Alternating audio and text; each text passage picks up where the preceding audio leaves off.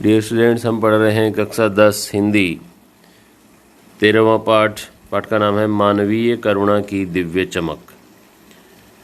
देखिएगा, पिछली कक्षा में हमने अंत में यहाँ पढ़ा था कि फादर कामिल बुल्के एक दिन सन्यासी होने के लिए जाते हैं और शर्त रखते हैं कि मैं सन्यास लूँगा और सन्यास के बाद में भारत जाऊँगा। यहाँ तक हमने पढ़ लिया था। ये देखिएगा, मैं आपको दिखाता हूँ। अब आज हम यहाँ से पढ़ेंगे। तो इनके मन में भारत जाने की बात क्यों आई और ये भारत ही क्यों आना चाहते थे, इसके बारे में हम लोग अब देखने वाले हैं। भारत जाने की बात क्यों उठी, ऐसा लेखक ने फादर कामिल बुल्के से पूछा। तो फादर ने कहा नहीं जानता, बस मन में ये था कि भारत जाना है। फिर अब लेखक बता रहे हैं, जो फादर कामिल बुल्के ने कहा होगा कि उनकी शर्त मान ली गई और वह भारत आ गए। पहले जिसेट संघ में 2 साल पादरियों के बीच धर्माचार की पढ़ाई की, फिर 9-10 वर्ष दार्जिलिंग में पढ़ते रहे। कलकत्ता से बीए किया और फिर इलाहाबाद से एमए किया। उन दिनों डॉक्टर धीरेन्द्र वर्मा हिंदी विभाग के अध्यक्ष थे। शोध प्रबंध प्रयाग विश्वविद्यालय के हिंदी विभाग में रहकर 1950 में पूरा किया। राम कथा, उत्पत्ति और विकास, परिमल में उसके अध्याय पढ़े गए थे। तो इन्होंने जो शोध कार्य किया इलाहाबाद विश्वविद्यालय से, प्रयाग विश्वविद्यालय से, उसका नाम था, शोध विषय वो था राम कथा, उत्पत्ति और विकास। परिमल, जैसा कि मैं पहले भी बता चुका हूँ, एक पत्रिका का नाम है, उसमें जो है फादर कामिल बुल्के के शोध पढ़े गए थे। फादर ने मातरलिंग के प्रसिद्ध नाटक ब्लूबर्ड का रूपांतर भी किया। मातरलिंग एक व्यक्ति का नाम है, लेखक का नाम है, जिनका नाटक था ब्लूबर्ड, उसका उन्होंने रूपांतर किया, अर्थात उसकी लैंग्वेज उसको दूसरी भाषा में लिखा। नीलपंछी के नाम से उन्होंने उसको लिखा। बाद में वह सेंट जेवियर्स कॉलेज रांची में हिंदी तथा संस्कृत विभाग के विभागाध्यक्ष रहे, हेड ऑफ द डिपार्टमेंट, और यही उन्होंने अपना प्रसिद्ध अंग्रेजी हिंदी कोर्स तैयार किया और बाइबल का अनुवाद भी किया। और वहीं बीमार पड़े, पटना आए, दिल्ली आए और चले गए। 47 वर्ष देश में रहकर और 73 वर्ष की जिंदगी जीकर चले गए, अर्थात उनकी मृत्यु हो गई। फादर बुल्के संकल्प के सन्यासी थे, अर्थात उन्होंने जो संकल्प लिया वो उन्होंने पूरा किया, इसीलिए उनको कहा जा रहा है संकल्प के सन्यासी। कभी कभी लगता है वह मन से सन्यासी नहीं थे, रिश्ता बनाते थे तो तोड़ते नहीं थे। जबकि सन्यासी लोग क्या होते हैं भाई, या तो किसी से रिश्ता बनाते नहीं, और बनाते भी हैं तो वो उसको तोड़ भी देते हैं। सन्यासी किसी के माया मोह में नहीं फंसते, उन्हें किसी से लगाव नहीं रहता है। लेकिन इन्होंने रिश्ते बनाए और तोड़े नहीं, मतलब ये मन से सन्यासी नहीं। 10 साल बाद मिलने के बाद भी उसकी गंध महसूस होती थी, अर्थात आप उनसे कभी पहले मिले होंगे और कभी 10-15 वर्ष बाद भी मिलेंगे, तब भी आपका और उनका रिश्ता वैसा ही महसूस होगा। वह जब भी दिल्ली आते जरूर मिलते, खोजकर समय निकालकर, गर्मी सर्दी बरसात झेलकर मिलते, चाहे 2 मिनट के लिए ही सही। ये कौन सन्यासी करता है, अर्थात कोई भी सन्यासी ऐसा नहीं करता है। सन्यासी के लिए कोई भी वस्तु, सांसारिक वस्तु या व्यक्ति आवश्यक नहीं रहता है। उनकी चिंता हिंदी को राष्ट्रभाषा के रूप में देखने की थी, अर्थात वो चाहते थे कि हिंदी राष्ट्रभाषा बने। हर मन से इसकी तकलीफ बयान करते, इसके लिए अकाट्य तर्क देते, ऐसे तर्क जिनको कोई काट ना सके, जिनको कोई जो है मना न कर सके। बस इसी एक सवाल पर उन्हें झुंझलाते देखा है और हिंदी वालों द्वारा ही हिंदी की उपेक्षा पर दुख करते हुए उन्हें पाया है। अर्थात लोग हिंदी वाले हैं वही हिंदी का विरोध करते हैं, उस बात से उनको बड़ा दुख होता था। आगे देखिएगा, घर परिवार के बारे में, निजी दुख तकलीफ के बारे में पूछना उनका स्वभाव था, अर्थात जब भी मिलते तो पूछते और घर पे सब ठीक है, कोई तकलीफ तो नहीं है।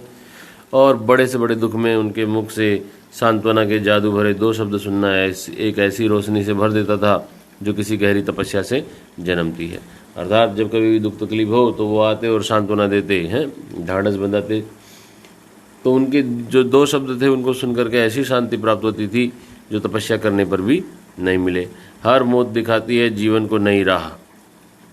मुझे अपनी पत्नी और पुत्र की मृत्यु याद आ रही है और फादर के शब्दों से झरती विरल शांति भी। अर्थात लेखक कह रहे हैं कि जब मेरी पत्नी और पुत्र की मृत्यु हुई तो फादर कामिल बुल्के ने कहा था कि हर मौत दिखाती है जीवन को नई राह। अर्थात कोई भी मौत होती है तो उससे हमारे जीवन के रास्ते बदलते हैं और हमें नए रास्ते मिलते हैं।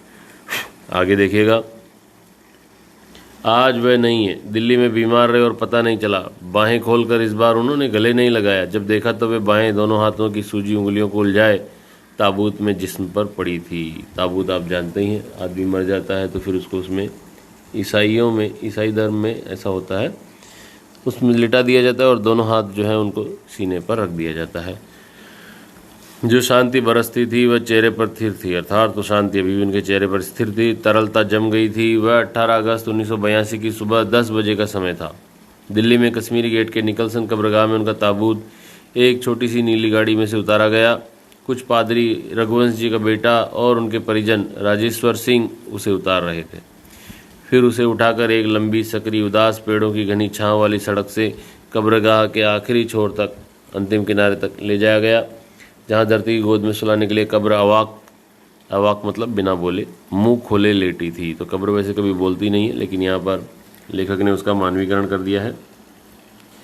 ऊपर करील की घनी छां थी, करील एक पेड़ का नाम है, और चारों ओर कब्रें और तेज धूप के वृत्त मतलब घेरे।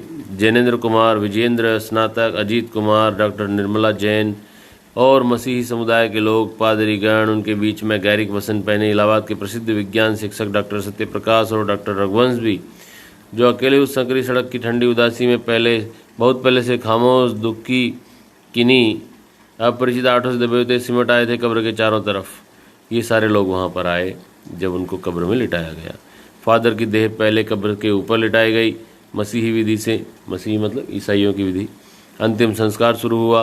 रांची के फादर पास्कल तोयना के द्वारा उन्होंने हिंदी में मसीही विधि से प्रार्थना की। फिर सेंट जेवियर्स के रेक्टर फादर पास्कल ने उनके जीवन और कर्म पर श्रद्धांजलि अर्पित करते हुए कहा, फादर बुल्के धरती में जा रहे हैं, इस धरती से ऐसे रत्न और पैदा हों। डॉक्टर सत्यप्रकाश ने भी अपनी श्रद्धांजलि में उनके अनुकरणीय जीवन को नमन किया।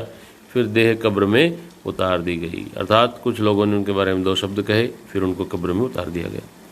मैं नहीं जानता इस सन्यासी ने कभी सोचा था या नहीं कि उसकी मृत्यु पर कोई रोएगा, लेकिन उस क्षण रोने वालों की कमी नहीं थी। अर्थात ढेर सारे लोग वहाँ थे जो उनके अंतिम संस्कार के समय में मौजूद थे। नम आँखों को गिनना स्याही फैलाना है। लेखक ने ये जो पंक्ति कही है, इसका तात्पर्य है कि अर्थात यदि मैं नाम लिखूंगा कि कौन कौन लोग वहाँ आए थे, तो वो तो बेकार में ही स्याही फैलाना, स्याही खराब करना हो जाएगा। अर्थात मैं उनके बारे में नहीं लिखूंगा, क्योंकि ढेर सारे लोग आए थे, वो व्यक्ति ही ऐसे थे, वो व्यक्तित्व ही ऐसा था कि जितने लोग भी आए उतने ही कम है। पूरा शहर भी आएगा तो कम ही लगेगा, क्योंकि वो एक महान हस्ती थी।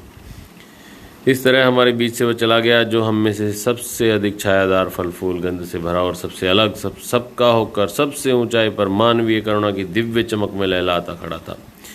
ये सारे शब्द जो काम में लिए गए, ये विशेषण और ये सभी चीज़ें फादर कामिल बुल्के की विशेषता बताने के लिए कही गई हैं कि वो जो हमारे बीच में था वो चला गया है, और जो सबसे अधिक छायादार, फल फूल से भरा हुआ, गंध से भरा हुआ और सबसे अलग पेड़ था, सबसे बड़ा था, सबका होकर के रहता था, सबसे ऊंचाई पर था, और उसमें मानवीय करुणा की दिव्य चमक थी।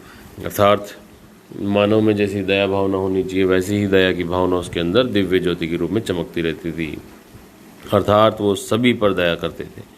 जिसकी स्मृति हम सब के मन में, जो उनके निकट थे, किसी यज्ञ की पवित्र आग की आँच की तरह आजीवन बनी रहेगी।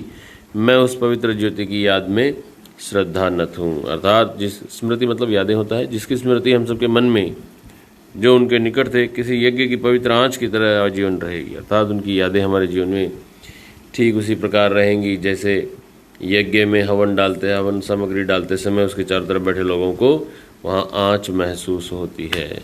मैं उस पवित्र ज्योति की याद में श्रद्धानत हूँ। अर्थात मुझे जब भी वो याद आते हैं तो मैं उनके प्रति श्रद्धा से झुक जाता हूँ, उनको प्रणाम करता हूँ। इसी के साथ प्यारे बच्चों, आपका एक पाठ पूरा हुआ। आप देखिएगा, इसमें कुछ प्रश्न दिए हुए हैं। फादर की उपस्थिति देवदार की छाया जैसी क्यों लगती थी? क्योंकि वो घर के बड़े या बुजुर्ग की तरह सदैव उपस्थित रहते थे। घर के अच्छे या बुरे कार्यों में, खुशी या गम वाले कार्यों में वो सदैव रहते थे और हमेशा ही उनके चेहरे पर शांति झलकती रहती थी। इसीलिए उनको एक बड़े देवदार के जैसा बताया गया है। फादर बुल्के भारतीय संस्कृति का अभिन्न अंग है। किस आधार पर ऐसा कहा गया है? फादर बुल्के भारतीय संस्कृति का अभिन्न अंग है ऐसा कहा गया है क्योंकि वो बेल्जियम में जन्मे, फिर भी वहाँ से उन्होंने छोड़ करके और भारत आने की इच्छा जाहिर की और भारत में रहे और तरह तरह के कार्य किए, लोगों की सेवा की, हिंदी में ही विभिन्न विश्वविद्यालयों में अध्ययन किया और फिर उसके विकास के लिए निरंतर कार्य करते रहे। इसीलिए हम कह सकते हैं कि वो भारतीय संस्कृति के अभिन्न अंग हैं।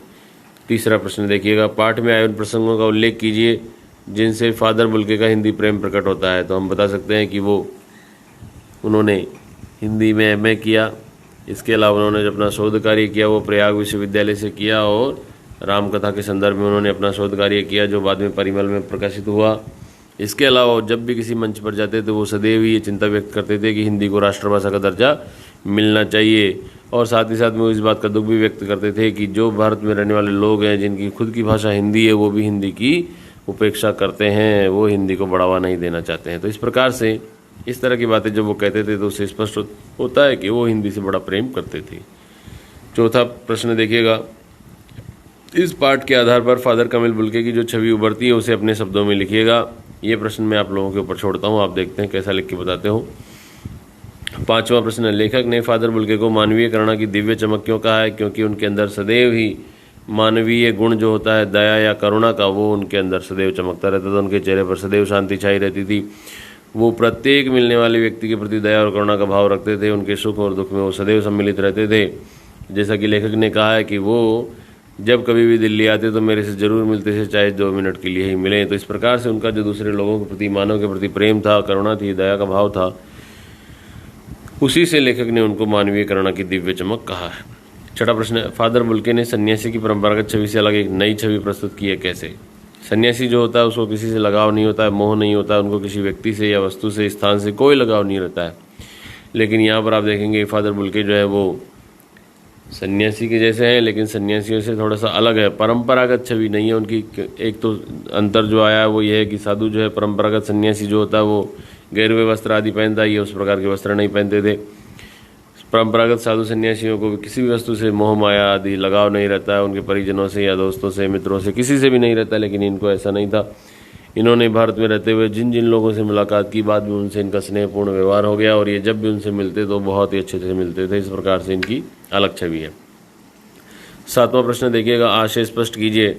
नम आंखों गिनना स्याही फैलाना, इसका तात्पर्य है कि जितने लोग वहाँ पर फादर कमिल बुल्के के अंतिम संस्कार में सम्मिलित हुए होंगे उनके बारे में नाम लिखना सिर्फ और सिर्फ कागज़ और स्याही खराब करना है, क्योंकि इतने सारे लोग आए थे कि उनके नाम लिखना भी संभव न हो, या फिर फादर कमिल बुल्के थे ही इतने अच्छे इंसान कि उनके अंतिम संस्कार में जितने भी लोग आए होंगे उतने ही कम, पूरा शहर भी आए तो भी ऐसा लगेगा कि बहुत कम लोग आए होंगे। इसीलिए नम आंखों गिनना स्याही फैलाना है, अर्थात जितने लोग उनकी मृत्यु पर दुखी थे उनके बारे में बताना बेकार में ही स्याही फैलाना, उनका कोई विशेष अर्थ नहीं निकलता। ढेर सारे लोग थे। फादर को याद करना एक उदास शांत संगीत को सुनने जैसा है, ऐसा लेखक ने कहा है। क्योंकि जब भी लेखक के सामने फादर आते थे तो वो देखते थे उनके चेहरे पर एक बहुत ही प्यारी सी शांति छाई हुई रहती थी। चेहरा सदैव दिव्य चमक से चमकता रहता था। उनके चेहरे पर कभी भी क्रोध आदि के भाव नहीं झलकते थे और इसीलिए उनको एक शांत संगीत, उदास शांत संगीत के जैसा बताया गया है। तो प्यारे बच्चों, आज की कक्षा में इतना ही है। आप ये प्रश्नों के उत्तर लिखेंगे और मुझे बताएंगे। Thank you.